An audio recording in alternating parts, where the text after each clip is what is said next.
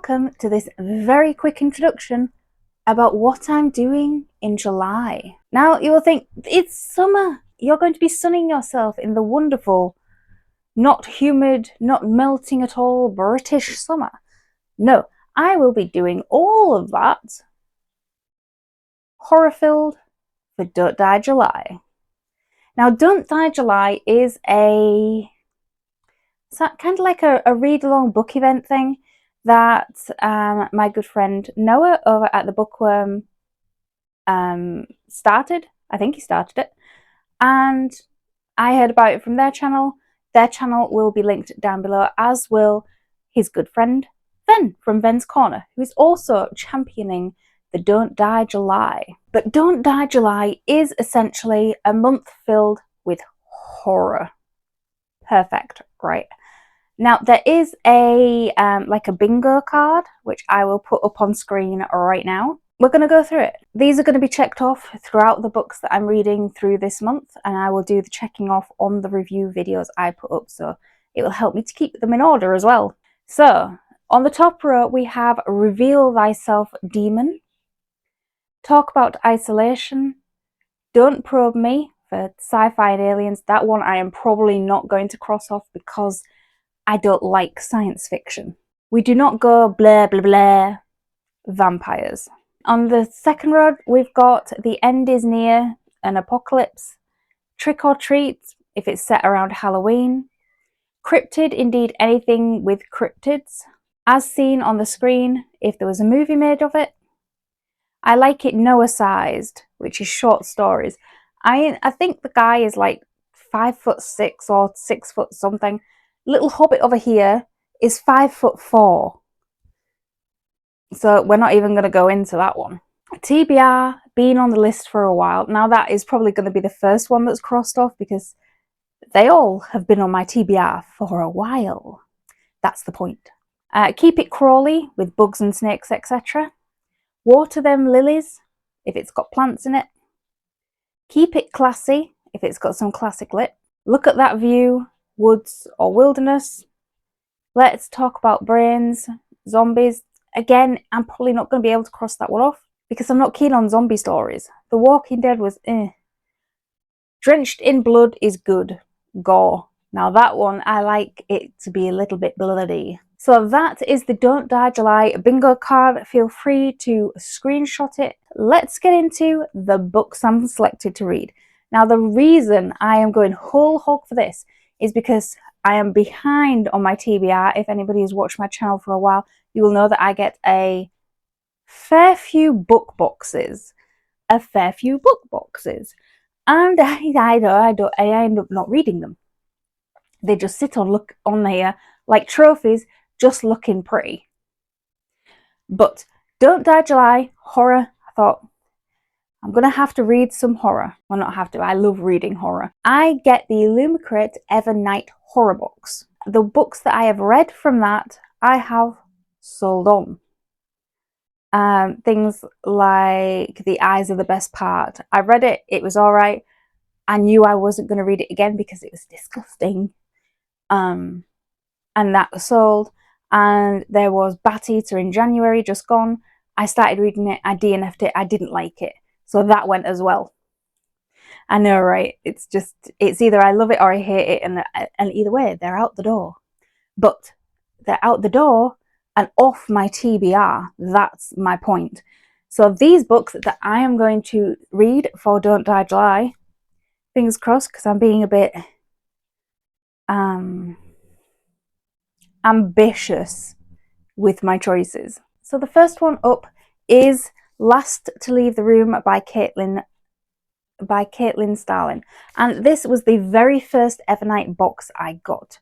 Not last year, I think it was the year before, and I haven't read it yet. Now I've heard this book is kind of like Marmite. It is quite a, well, I say it's quite a short one. It's just over 300 pages. I've heard it's like Marmite, you either like it or you don't, and you know very early on whether you do or you don't. And I think it does get into the realm of kind of like science fiction, so I'm a bit on the fence with it. So this is going to be the first book I read. We're going to get into Blurb. The city of San Sirocco is sinking. The basement belonging to Dr. Tamsin Rivers, the arrogant, selfish head of the research team assigned to find the source of the subsidence, is sinking faster. As Tamsin grows obsessed with the distorting dimensions of the room at the bottom of the stairs, she finds a door that didn't exist before, and one night it opens to reveal an exact physical copy of her. This doppelganger is sweet and biddable. Excuse me?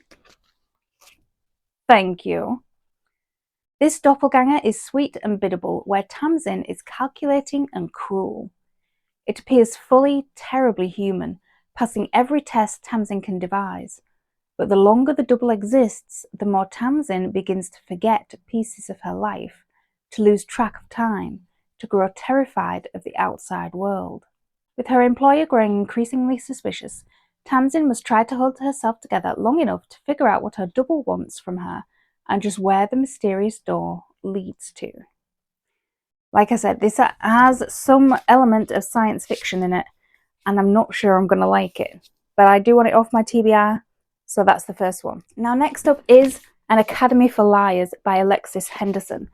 And this, again, is an Evernight book that I didn't get round to. So pretty. And when I unpacked it, I really, really wanted to read it, and then things just got as things do. So we'll have a little blurb of it, and it'll go on the pile. Oh, I remember this one. This. Stop it! Lennon Carter's life is falling apart until she gets a mysterious phone call inviting her to sit the entrance exam for somewhere very few have heard of. Hidden in a secret pocket of Savannah, it's a place called Drayton College, and it's a school of magic. Lennon has been chosen because, like everyone else at the school, she is special. She possesses the innate gift of persuasion, the ability to wield her will like a weapon and to use it to control others and, in rare cases, matter itself. After passing the grueling exam, Lennon now needs to learn how to master this devastating power. While persuasion takes a heavy toll on her body and her mind, she is captivated by all that surrounds her. Her studies, the college's lush, moss-draped campus, her brilliant classmates, but most of all by Dante, the charismatic advisor who both intimidates and intrigues her.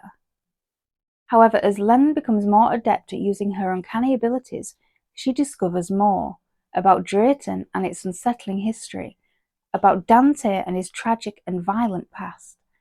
And the more she learns, the more disturbed she becomes by what she finds. For it seems that the ultimate test Lennon will face is to embrace absolute power without succumbing to corruption and darkness.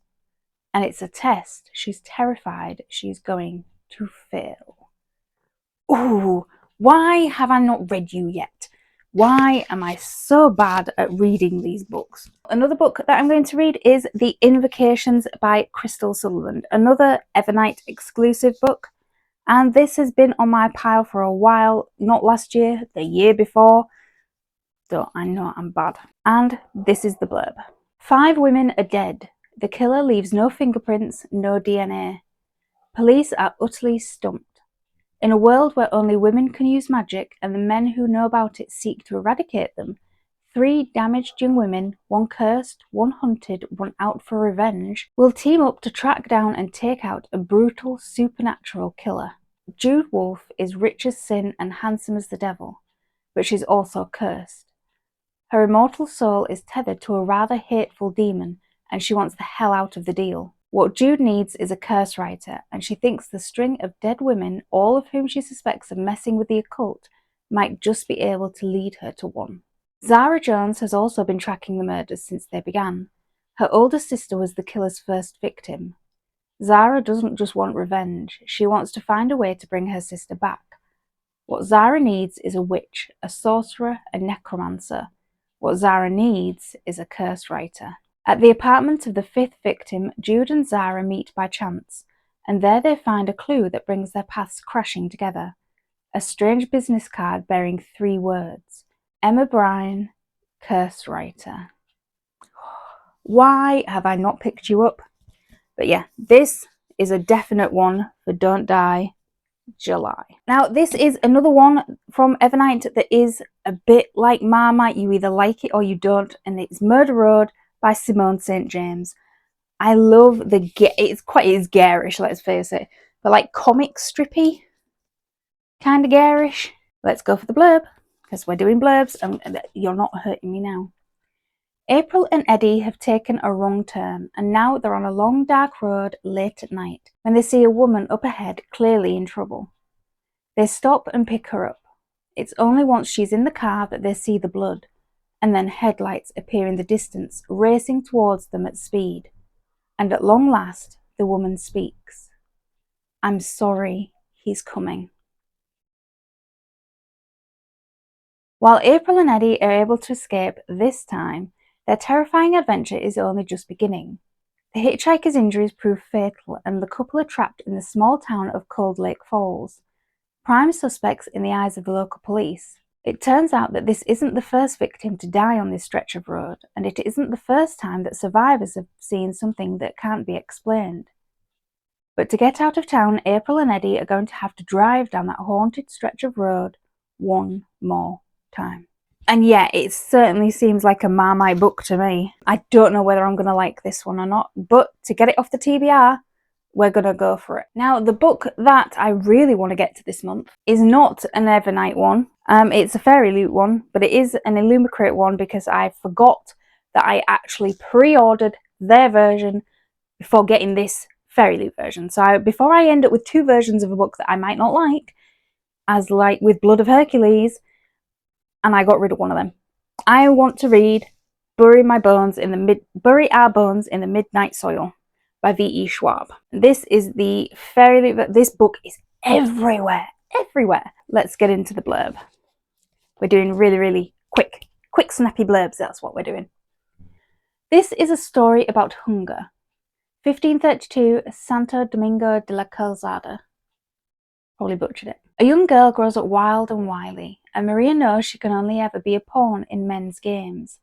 So when an alluring stranger offers an alternate path, Maria makes a desperate choice. A story about love. 1827, London. A young woman lives a cloistered life on her family's estate until a moment of forbidden intimacy sees her shipped off to London. Once there, a beautiful widow offers Charlotte her freedom, but at what cost? A story about rage. 2019, Boston. College was supposed to be a fresh start. That's why Alice moved halfway across the world. Then an out-of-character one-night stand leaves her questioning everything.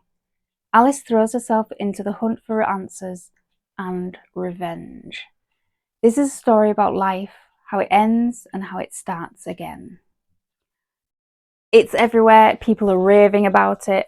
I really want to read it because people raved about Blood of Hercules, and I loved it up until the end. If you haven't seen my ranting video on that, that's linked down below. And people adore The Knight and the Moth, and is all I will say about it. But I haven't learnt my lesson with viral books yet, so I'm going to give this one a go. And if I get through all 5 of those, I will be reading. This came in the Evernight box, on the last Evernight box, and The Staircase in the Woods by Chuck Wendig. Now, the reason that this is an if I finish the rest of them is simply because this one came last. The others are either I really want to read because it's viral at the minute, or they're from early last year, the year before. And I want to get them off my TBR in case, there's no point me keeping them if I'm not going to like them. So The Staircase in the Woods is my reserve, shall we say. So let's get into this blurb as well. Yeah, skipping through them. 5 high school friends are bonded by an oath to protect one another no matter what. Then, on a camping trip in the middle of the forest, they find something extraordinary, a mysterious staircase to nowhere. One friend walks up and never comes back down. Then the staircase disappears. 20 years later, the staircase has reappeared. Now the group returns to find the lost boy and what lies beyond the staircase in the woods. If I don't get to it this month, I'm getting to it in October, because this really does sound, out of all of them, an October read. So yeah, this one is my reserve, and we'll go with that. So that is my pile of books for Don't Die July. It is going to start now, fingers crossed, I'm gonna get through them. But yeah, if you want to do this, I don't know, challenge reading groupy thing, there's a word for it probably, and I can't remember what it is. But yeah, screenshot the bingo card and list what books you want to read in Don't Die July down in the comments below, and enjoy listening to the Halloween intro and outro if you haven't been on my channel for very long, because in October there is a brand new intro which you'll see at the beginning of this video, and a different outro as well, because in October I aim to release a video every single day full of horror on the countdown to Halloween. So this is just your teaser. I am just teasing you, and I like it. So enjoy.